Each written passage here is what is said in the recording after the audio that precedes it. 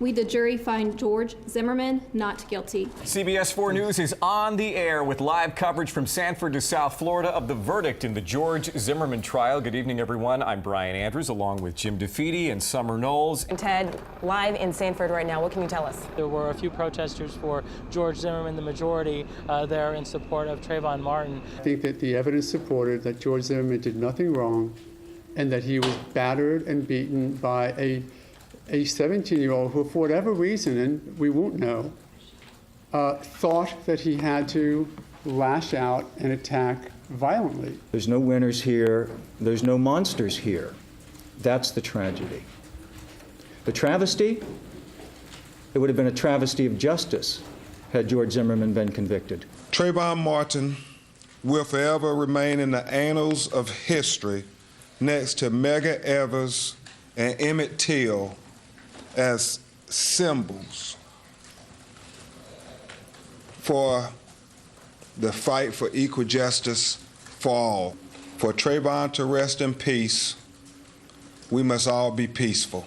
Sanford has changed for the better, and I think that, there's grace and dignity in what these people did in the peaceful protests. The father, Tracy Martin, tweeting out, "Thanks to everyone who are with us and who will be with us. We together can make sure that this does not happen again." His mother, Trayvon's mother, Sabrina Fulton, tweeting out, "Lord, during my darkest hour, I lean on you.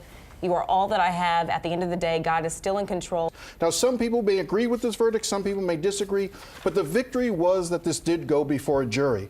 And when you read those tweets by Sabrina Fulton and Tracy Martin, who have shown amazing class and decorum during this entire process, and you realize that this was still their victory. What did you think when the verdict came down and you heard not guilty?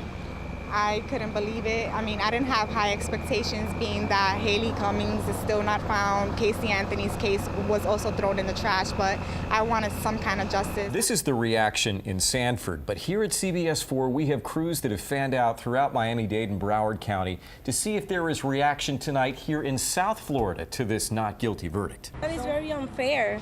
I feel that's not right, because, how is he found not guilty after all the proof? And Miami police and Miami-Dade police have set up a couple of areas where people can go to peacefully express their views about the verdict. That includes MLK Park and also Gould's Park. I can tell you we see a very large police presence driving throughout the area here of Miami Gardens.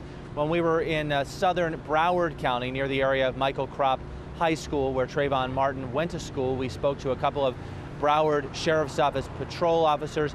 They told us they had not heard of any trouble whatsoever. We have just received some new information coming into us from Sanford. This is according to the court public information officer on the jurors. You ready? Jurors were given packets of letters from the media containing interview requests.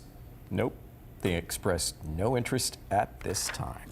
There's an old saying that when the facts are on your side, you argue the facts. When the law is on your side, when you argue the law. And when you have neither on your side, you pound the table really hard. What you saw through this trial was the prosecutors pounding the table really hard, actually yelling at jurors to try to get their attention, calling for justice, asking a simple question saying, this young man was dead. He died as a result of the actions by George Zimmerman. If it wasn't for George Zimmerman, he'd be alive. Therefore, you must convict him. Unfortunately, that's not quite the way the law works. Nothing can bring back Trayvon Martin. Every time any life is lost, particularly a young life, it's a tragedy.